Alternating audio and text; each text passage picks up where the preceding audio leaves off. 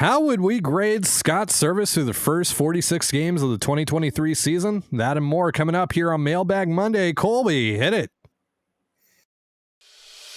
You are Locked On Mariners, your daily Seattle Mariners podcast. Part of the Locked On Podcast Network, your team every day. Okay, fifth time trying to record this one. Ahoy, sailors. It is Monday, May 22nd, 2023. Hopefully this is the one.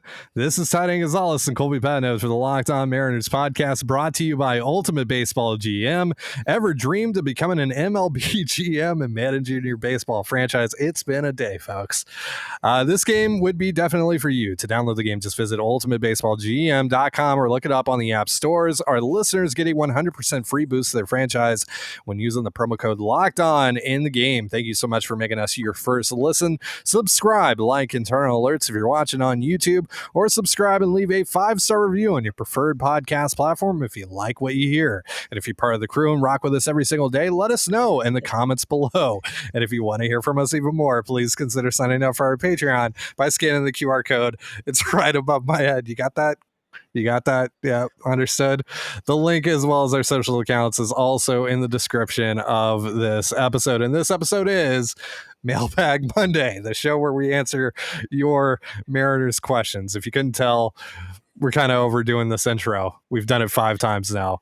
Let's hop into these questions. Starting with Alex, what grade would you give Scott Servais so far this year? And Colby, for the 5th time, I'm going to ask you, or rather the 4th time, one of the times we couldn't even get past the intro. But what would you give Scott Servais in terms of a grade? Doesn't matter if it's 2080, letter grade, whatever. Just give us a grade. Sure. Weird again. Something with that LK thing makes you just have to pronounce the L. But anyways, Scott's probably, I think I'd give him a 45 or 50, somewhere in that range. I really can't see going any lower, and I certainly can't see going any higher. The team is hovering around 500. That's not where you want it. That's not where we wanted this team to be. But that's where it is. And how much of that is on Scott? I don't think a whole heck of a lot. There's some minor things here and there. There's been a few times he's bunted, which didn't work out, because surprise, bunting always works. But he still likes to do that a little bit too much for my liking. There's some times where he tries to squeeze extra outs out of a starter with a rested bullpen that I don't like. And it's cost him a few times this year. But it's also, you have to acknowledge that Scott's not playing with a full deck right now, or a full roster. He's lost Robbie Ray early on. Andres Munoz has only thrown like 3 innings this year so far. You look at the bad years so far from Julio and Teoscar and Gino and Wong and Pollock. We've had Cal Raleigh not really take another step forward. Ty France has been meh for large chunks of the season. The bullpen, he's lost a couple of, key bullpen guys from last year's bullpen, and yet the team is still hovering right around 500. And yeah, I mean, that says he's doing something right, but not everything. So I think 45, 50, I really can't see going any lower than 45. That doesn't make any sense to me, considering the hand that he's been dealt. He's playing it about as well as you could expect, but there are a few, minor things here and there that maybe hold the grade back a little bit. But yeah, I think it's a 45 to 50, somewhere in that range. So just kind of average. There's been a lot of problems with this team early on, but Scott Servais really isn't one of them. At least not enough that we should be talking about, is he on the hot seat or any garbage like that? So, yeah, again, I'm never going to love in-game manager Scott Servais. That's just a fact. I don't like half of what he does, but all the other stuff seems to be, he's working it just fine, especially when you consider the hand that he's been dealt so far. Of Of course. And I'm going to go 45 on this. Pretty firm on that as well, because I do feel like the in-game decisions, the in-game issues have been a little more present early on here than maybe over the last couple of years. I just feel like we're talking about Scott Servais a lot more than we have in the past on this show. Maybe that's just headcanon. I don't know. But for me, I feel like we have talked about some things that we've had issue with Scott. Overall, though, like you said, right, like this team is obviously not where we want it to be. It's also not a complete disaster, and the roster is fractured right now. No Robbie Ray, hardly any Andres Munoz, no Dylan Moore so far. There's been some key pieces to this team that were supposed to be key pieces to making this whole thing happen that haven't been a part of it at all, really. So taking that context into account here, and taking in the fact that, we don't really have any way to quantify what Scott and his staff, or how Scott and his staff have impacted individual players in both a positive and negative light. Because we're not there. We're not privy to a lot of information behind the scenes. I feel like I can't go too down on him here, but I also don't feel great about going super high on him either, just going off of what I've seen with my own eyes and the information that we have available to us. But overall, I think he's done a decent enough job here to keep this team afloat. Hey, look, they're 2 games under 500 right now, but if they have a decent series against Oakland this week, they're going to be right above 500. And again, it's not where you necessarily wanted them to be, but it's far from a disaster, and they still have a really clear path to making the postseason from that point. And we're not even a third of the way through the season yet. There's still a lot of baseball to be played. I know we keep on telling you guys it's early. I know you guys are tired of it.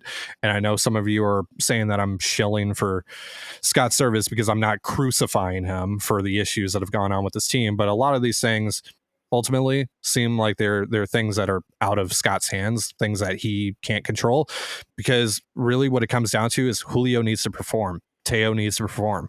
Teo has performed as of late, by the way. Good road trip for him. But these guys, Gino has to perform. These guys have to show up. These guys need to start hitting like the back of their baseball cards say. And there's also some positive numbers as well, right? They're ahead of where they were in runs per game in 2021 and 2022. Like, that's not nothing. The pitching has been elite. It's been, one of the 3 best pitching staffs in all of baseball from a pure F4 standard. So there's a lot of positives here that are happening as well, and they're going to get healthier. And they also have a lot of resources at their disposal to go out and get better, right? Obviously, what's on the market is going to be limited, or you're limited to what's available on the market, rather. But they have an opportunity to get better. This roster can be better just with what it has internally right now, what's going to come up through the farm system, what's going to get back to them via the injury report, all that stuff, or the injury list, all that. So overall, yeah, I don't feel too down on Scott Servais. Again, I'm pretty firm on that 45 though, because I feel like the in-game stuff has been a bit of an issue, and we've talked about him quite a lot on this show. But overall, I still feel pretty good about Scott. All right. Next question here comes from Dakota. Why is Sam Hagerty still on the roster? He plays once a week tops. Should Taylor Trammell be sent down if he has options? Jake Shiner / Mike Ford call up. Jerry specifically said that they would keep the DH position open, yet Gino has hardly seen any days off from the field. I think the thing with Hagerty really is that they don't value that 26 man. They're that 4th bench spot. Really, I think if it was up to them and the rules allowed them to do this, they would carry a 9th arm in the bullpen. And I just don't think that they value Hagerty, Ford, Shiner, etc. as someone that they would make an exception to that rule for them. So I really think that they're just buying time until Dylan Moore is able to come back, which whenever that happens. He made it through the weekend in Everett on his pizza rehab, but yeah, I don't know. How do you feel, Colby? Yeah, it certainly does seem like they just don't plan on using that spot ever anyways. And obviously, like, it doesn't take a rocket scientist to figure out the Mariners would really like their 26-man roster to consist of 14 pitchers, 12, offensive players. But the rules won't allow it. And now you kind of look at what the bench looks like now. It's Murphy, it's Wong, it's, Pollock or Trammell. Like those guys are all going to get at bats over. You're going to pick all those guys over Hagerty anyways. So yeah, I think Hagerty needs to be sent down as soon as possible, which I mean, for me was like a week ago. Just because you want to see if you can get something out of Hagerty that helps you at the major league level. And the only way you can do that is to get him consistent at bats, but you can't really do that right now because your offense is, really inconsistent and Hagerty hasn't produced at all. So how do you get this guy every day at bats? You send him down to AAA and you just let him play for a month and you see if you can get anything out of him. My guess is they'll wait until Dylan Moore is ready. I think they're going to probably rush Dylan Moore. You get 20 days. I think he probably should spend, all 20 rehabbing that injury. But I think Tacoma is in town until Friday. So wouldn't be too shocked if Dylan Moore saw, the Mariners saw Seattle in the weekend series against Pittsburgh. We'll see how it works. Obviously, he's got to get through the next couple outings. Okay. But again, he didn't get pulled. He didn't have an unscheduled day off this weekend like he did in his last rehab stint. So that's at least good news. And Dylan Moore should help. Obviously, he's not going to save the city or anything like that, but he should help. He's a useful player. That is the nicest thing you've said about Dylan Moore on this show. Yeah, I know. I was defending Dylan Moore and the baseball thing Slack last night, and it felt really weird. Wow. Wow. Yeah, I'd like that to stop. So, but it only stops when they finally send down Hagerty. So, my guess is that they look at Ford and they say, we're not even going to use him anyways. And especially at this point, like, what is Mike Ford going to get if we call him up right now? One at bat before we send him back down for Dylan Moore on Friday. It's just not worth it. So yeah, to me, I think they're just holding on, which I don't like, but I think that's what they're doing. I think they're just holding on for Dylan Moore before they start using that 26 spot. Well, Colby, we are now officially in uncharted waters. This is the farthest we've gotten in this recording. So hopefully I didn't jinx it. Hopefully we are on the track to finishing this one out. We're going to get to more questions in just a moment. But real quick, a reminder, this episode of Locked On Mariners is brought to you by Ultimate Baseball GM. Ever dreamed of becoming an MLB GM and managing your baseball franchise? Well, your dream can come true, and this game is definitely for you. Manage every strategic aspect of your team, play through the season, and lead your team to glory. You're responsible for hiring the right coaches and staff, managing team finances, scouting and drafting players, managing difficult personalities, navigating your franchise through free agency, and all the ups and downs of a season. All this in a challenging and realistic game world. Ultimate Baseball GM is completely free and playable offline, or you can play on the go as you want and when you want. It's basically the Jerry Dipoto simulator. So instead of saying Chills, Dipoto did it again, you can now say Chills, I did it again. Download it now, and Locked On Mariners listeners get a 100% free boost to their franchise when using the promo code Locked On in the game store. So make sure to check it out. To download the game, just visit probaseballgm.com, scan the code, or look it up on the app stores. That's probaseballgm.com. Ultimate Baseball GM. Start your dynasty today. Colby, I really missed our synchronized pointing. Glad that Ultimate Baseball GM is back in the mix here. This episode of the Locked On Mariners podcast is also brought to you by Rocket Money. Rocket Money is a personal finance app that finds and cancels your unwanted subscriptions, monitors your spending, and helps you lower your bills all in one place. Over 80% of people have subscriptions they forgot about, and chances are you're one of them. Like that Stars app just to watch one show, or that free gaming trial you never actually used. Rocket Money will quickly and easily find your subscriptions for you, and for any you don't want to pay for anymore, just hit cancel, and Rocket Money will cancel it for you. It's that easy. Rocket Money also helps you manage all your finances in one place and automatically categorize your expenses so you can easily track your budget in real time and also get alerted if anything looks off. Over 3 million people have used Rocket Money, saving the average person up to $720 a year. So stop throwing your money away, cancel unwanted subscriptions, and manage your expenses the easy way by going to rocketmoney.com/lockedonmlb. That's rocketmoney.com/lockedonmlb. You got it, Colby? Oh, you need it one more time? rocketmoney.com/lockedonmlb. There it is. And you're listening to the Locked On Mariners podcast. Thank you again for making us your first listen here on Mailbag Monday. Let's get back into these questions. This one comes from Accent. Heard some rumblings about Jonatan Clase being a top 50 prospect in the game right now. Is this somewhat accurate or more like top 100? Notice he's striking out 29% of the time. Is that something scouts take a lot into consideration or not so much since he's almost 21 or not even 21 in Double-A? He's actually striking out like 32.5% of the time now. So I don't know if this question is outdated or the numbers you were looking at were outdated or something. He's striking out 32% of the time. Great start to the year, nonetheless, but yeah, striking out 32% of the time. Jonatan Clase is not a top 100 prospect in the game. One of the better outfield prospects in the Mariners system, but not a top 100 prospect in the game right now. I think the 29 probably comes from combining his high A and Double-A strikeout rate. So I think his season is probably 29, but he's at 32.4 right, yeah. in Double-A. So right, yeah. It's a good start to the season, certainly for Clase, and he's a fun player. He's a really good athlete. He's showing some, power that wasn't really there per se, before this year. It really is surprising power, but strikeouts are a concern for Clase. He's yet to really wow people, scouts in particular, in center field.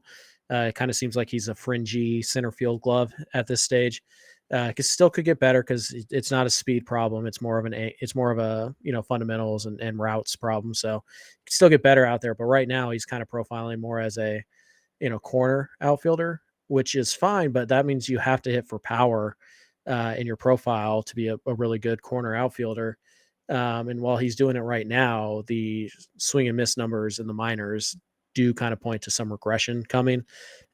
Can he hit 20, 25 home runs playing right field while, striking out less than 30% of the time? If he can, fine. And then he's probably an everyday player. But we don't know that because, the strikeout rates have gone up. But you repeated high A and they stayed about the same. We jumped up to Double-A. They've gone up. We'll see where they are in a couple months. But no, Clase is not a top 100 prospect. I don't think if I felt really good about his ability to stay in center, then I think maybe you could argue it. But when he moves to a corner, if he has to, that's a lot of pressure on the bat and striking out 33% of the time and hitting 12 home runs, which I think is where a lot of people saw his big league power before this hot start. Then that's not an everyday player. That's a quad A type of guy. So we'll see. Clase's got a lot of work to do. Obviously, it's encouraging that he's off to a pretty good start this year. But his Double-A numbers obviously not as good as his high A numbers, and we'll see where they are in a couple months. But no, Clase is not a guy who's going to jump to the majors or anything like that this year, and he's not a top 100 type. For me, he's fringe top 10 in the Mariners system, and the Mariners don't have 9 top 100 prospects. So agreed. It's pretty crazy to see what speed does, like high-end speed does at the especially at the bottom levels of the minor leagues. Yeah. He's played in 37 games this year. He has 28 stolen bases. He had 55 last year. 28 stolen bases in 37 games.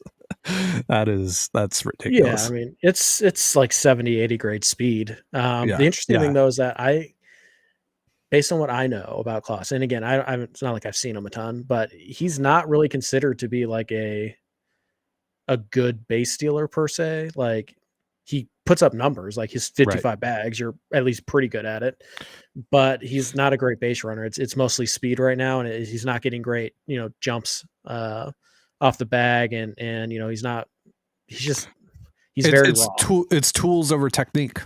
Yeah. Right. Which is, again, going back to the conversation about center field for him, he has all the speed to cover ground out there. It's just from a technical standpoint, there's some questions about whether or not he can actually do it.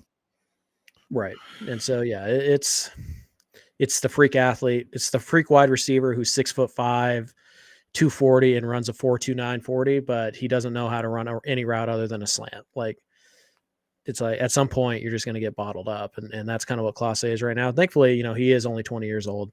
And you do have some time. So Right. it's obviously it's encouraging what he's done so far, but let's pump the brakes a little bit on the Clase hype. It's a bit premature at this stage.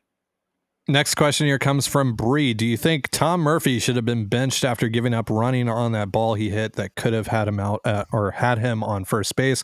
I'm shocked to see this attitude. Is Cal hurt? But then Cal did come into the game. Cal did come into the game and caught for the last half inning.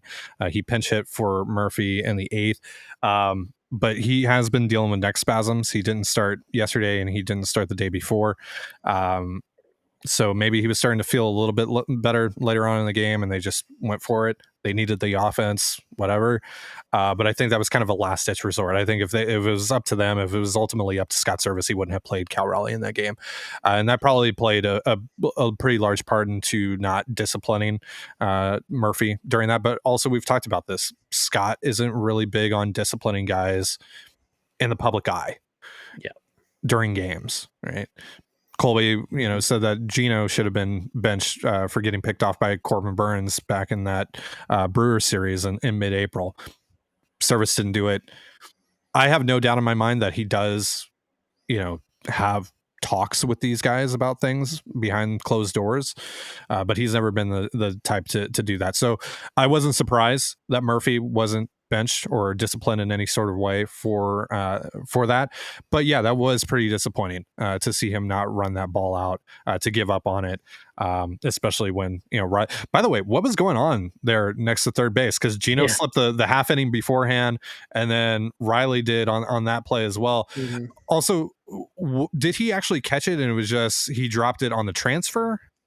So it's kind of tough to tell on the. It was a line drive. I think he initially caught it, but he didn't complete the catch or whatever. So right. When you watch the replay, Murphy hits it. He sees the ball go into his glove and he puts his head down and immediately starts to go back. And then he realizes, oh, that ball's live. And then he starts to still jog to first. But at that point, you're out anyways. But yeah, so it was a little tough to tell. At this stage, I was watching on my phone at a family event. So I was kind of trying to do a little bit of both, but yeah, it looked like he initially caught it. And then as he was catching it, his foot gave out and he dropped the ball. So right. I don't know if he would have been he probably would have been safe if he had busted out of the box, but it would have been actually pretty close. And yeah, I think if Cal was, 100% and they felt good that he could catch 7 innings at that time, then, he probably would have been in the lineup, but obviously they didn't. And you're not just going to run the risk that hopefully Cal's neck holds out for 7 innings so that we can teach Tom Murphy a lesson. Because then what if you have to take Cal out and it's a 3-2 game and it's you're screwed. So yeah, I'm not all that surprised that he didn't make that move. But he definitely had words with Tom. I can guarantee you that after the game. And Tom's a smart guy. He's a clubhouse leader type. He knows too. So yeah, I'm not all that surprised. That was likely just a lapse, not something that's a long-term issue in any sort of way. And that's also another reason why I'm like, okay, you probably didn't even need to bench him in that situation. He knows that he messed up in that moment, and just don't do it again. Right. Yeah. Still frustrating, but yeah, absolutely. Overall, there's nothing really to blame Scott on in that particular case. Sure. All right. Got a few more questions coming up here in just a moment, but real quick, a reminder, this episode of Locked On Mariners is brought to you by So Rare. Our new sponsor, So Rare, is a revolutionary fantasy baseball game and marketplace, transforming fans into owners with officially licensed digital cards featuring players from across all 30 Major League Baseball teams. And unlike other fantasy baseball platforms, So Rare managers truly own their fantasy experience, collecting, buying, selling, and competing with player cards against global opponents to win epic rewards. Win or lose, you still own your cards, and there's no cost to play. Plus, the more you win, the more you advance, collecting increasingly powerful cards and accessing next-level competitions and rewards. So Rare MLB game weeks happen twice weekly and span a 3 to 4 day cycle. And at the end of game weeks, So Rare MLB managers who rank at or near the top of their leaderboards win a variety of rewards, which can include So Rare scarcity cards, game tickets, merchandise, signed jerseys, and VIP experiences like meeting MLB stars, prizes prices may vary depending on the competition. Head to sorare.com/locked-on. That's spelled SORARE.com to draft your team of free player cards, set your lineup, and start competing today to win epic rewards. Again, that's sorare.com/locked-on to start playing today.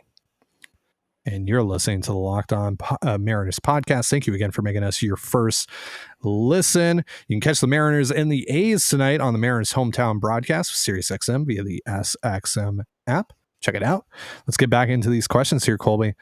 We got one here from Lance who asks, do you see any of the recent DFAs, Aaron Hicks, Brett Phillips, Eric Hosmer, Jake Marisnick, Miguel Andujar, being a fit or worth taking a chance on? Colby, you given any thought to any of these guys? Actually, no, I know you have. Because we had a long conversation about this on our CTZ live stream on Friday. So please spread your Eric Hosmer propaganda. Go ahead. No, I'm good. The answer is no. Okay.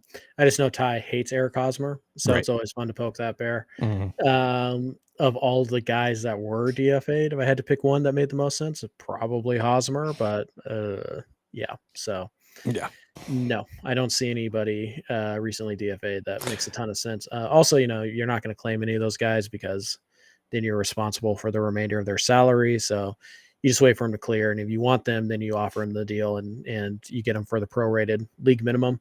But I think Hosmer was already making the minimum this year. So if they want to claim him, fine, whatever. But no, I don't think you're going to find your answer to the offensive problems out on the waiver wire. Certainly not with the outfielders. Your outfield's already pretty stacked up with better options. So nope, nothing really happened that caught my eye. But again, if I had to pick one that made the most sense out of that group, honestly, it's probably Hosmer, and that's weird. But yeah, I like Brett Phillips, but the dude cannot hit. No, he's bad.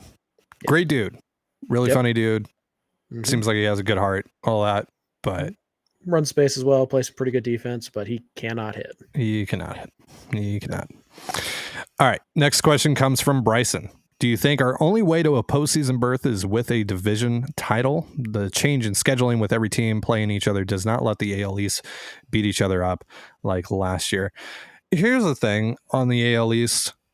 There's still a lot of flaws with quite a few of those teams. Even Baltimore, who became the second team in all of baseball to reach 30 wins, I believe yesterday or the day before, joining the Rays, who so happened to be 4 games ahead of them in the division, which is wild to me. They've been incredible. The Orioles pitching staff, or particularly that rotation, is a pretty major issue, and their owner has been, for lack of a better word, cheap in the past and hasn't been willing to spend and invest in this team, and he wasn't willing to do that this past offseason after they surprised everyone by nearly making the postseason. So is he going to be willing to do that now? Is he going to be willing to give the okay to go out and acquire someone like Corbin Burns? Because, I mean, the Orioles do have the firepower to go out and do really whatever they want on the trade market and one of the best farm systems in all of baseball. But are they actually going to be allowed to go out and do that and add a year and a half of Corbin Burns at the money that he's making and, potentially have that conversation about extending him? Right. Yeah. So that's kind of my main issue with Baltimore. Boston still has a lot of holes. They're kind of overachieving right now relative to the way that their roster is constructed. Great offense so far, and unfortunately the Mariners had to see that firsthand, especially over those last couple of games in that series. But that pitching staff, particularly that bullpen, pretty big issue for Boston. So I don't know how that's going to hold up over the course of the summer. And then the Yankees, for whatever reason, I mean, they have a lot of talent, but they can't stay healthy. And that's been an issue for them over the last few years. I don't know what the hell's going on over there. I don't know what's in the water in New York, but for some reason, those guys just cannot stay healthy altogether. So that's the big question there. And even the Blue Jays outside of like 4 guys, not really hitting right now. Their pitching staff is still kind of a mess. Overall, a lot of talent on their roster. Some guys that are severely underachieving. They have an awful manager. Terrible manager who has big Phil Nevin vibes. Yep. They're quickly becoming the Grizzlies of Major League Baseball. It's and this is why we talk about it's a long season. That doesn't only apply to the Mariners. getting back to a spot where they look like a good team. It also applies to teams that we thought were going to be, okay, but not great, kind of sliding back into their roles. Now, it doesn't always work that way. Sometimes teams that, they exceed expectations for the entire year. It certainly happens. But like, what seems more likely, that the Rangers are going to average 6.5 runs per game all year, or that they're going to regress and they're going to go through a rough patch at some point? Like, we saw the Astros, they were bad for just as bad as the Mariners for just as long. And now they won 9 out of 10, because you look at, they're playing Colorado and Oakland and Kansas City a bunch. And it's like, okay, well, yeah, the Mariners can still do that. So, and they've gotten Chas McCormick back, and they've gotten Jose Altuve back, Right. So, yeah, no, it's a long season. We keep talking this. I know people don't like to hear it, but it still is a long season, and it is still relatively early. So there's plenty of time for teams to come back to the pack a little bit. And if you're the Mariners, you really can't care what other teams are doing. You just have to try and get to 90 wins, give yourself a shot, and you see where you are, in July and again in September. You just kind of see where you're at that time. So, no, I don't think they have to win the division to get into the playoffs. I would like them to win the division, but I don't think they have to get in. But we'll see. You never know. It seems unlikely that every team in the American League East is going to win 88 games, this year. That just doesn't typically work itself out. And obviously you don't have to worry about anybody in the Central right now. So it's a long season. Yeah. So, well, and that's the thing too, right? Like, Cleveland's incredibly talented, but they've struggled as well. That I don't know if that's going to last forever. So maybe the Central does end up becoming a tiny bit of a problem for the Mariners from that perspective. But, as for the AL East, my whole dissection of that group of teams is a long-winded way to say, I think those guys are going to fall back to the pack a little bit, and the Mariners are going to be able to play catch up. And I don't think that the Mariners' only path to making the postseason for the second straight year is by winning the division. It'd be really nice if they did do that, and I think they have a pretty good shot at doing that still, even with the disappointing start to the year. But I don't think that's the only way that they're going to be able to get in. No. We'll have a much better idea of that in about 2 months. When we get to about 10 days before the deadline, we'll have a pretty good idea of what their path is, if there is a path. Yeah, and it really comes down to, do I think the Orioles are a significantly better team than the Mariners? No. Do I think the Red Sox are a significantly better team than the Mariners? No, I don't. I think the Mariners, like, on paper, their roster, better than Boston's. So it's just right now things aren't clicking. Things are clicking for Boston, and those things tend to balance out more often than over the course. So, yeah. All right. Next question here comes from Peter. Peter wants to know, assuming a demo activation this week and with Tacoma at home through Friday, what moves would you make this homestand to reconfigure the roster?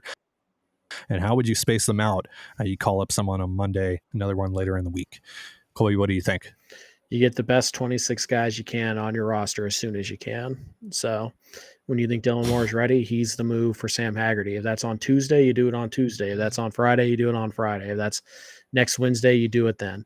I think when you look at the bullpen, right, Flexen shouldn't be on this roster. He shouldn't have been on the roster last week. He shouldn't have been on the roster the week before.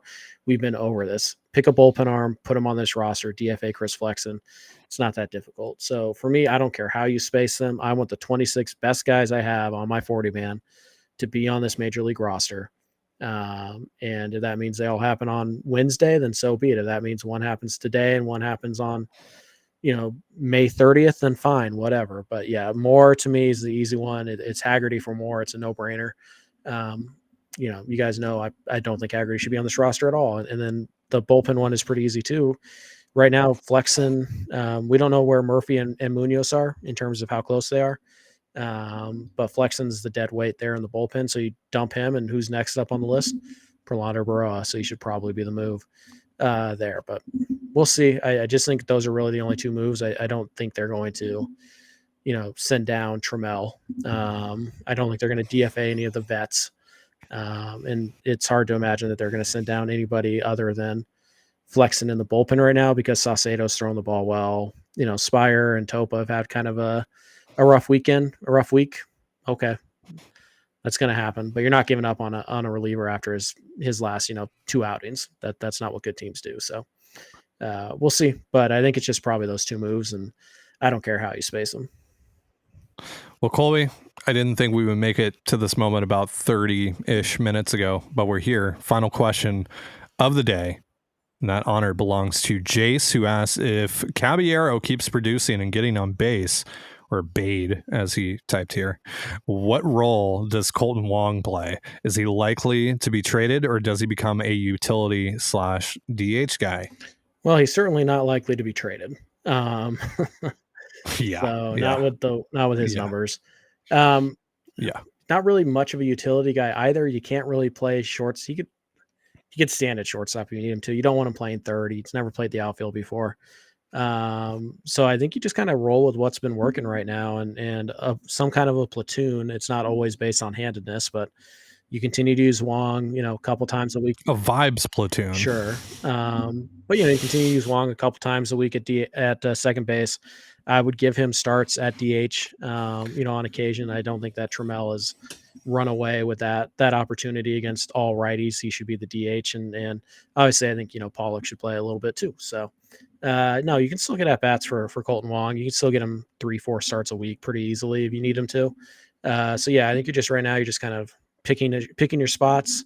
You're trying to give him the best chance to succeed. You're also letting him rest that wrist a little bit, which he kind of came back a little earlier than he should have probably. And we know how tough that injury is. So I think you're just going to use Wong matchup based for now. And then you hope that he gets in a little bit of a groove. And if he does, then, you could just move Caballero to shortstop if you want to play Wong and Caballero in the same game. You can move Cabby to third and give Gino a day off, or give Gino a DH day. You could put Dylan Moore back in the outfield and give somebody else you could have Wong play second, blah, blah, blah. So yeah, it's not going to be that hard to get Wong enough at bats to give him a decent shot to see if you can figure something out. But that's up to the Mariners.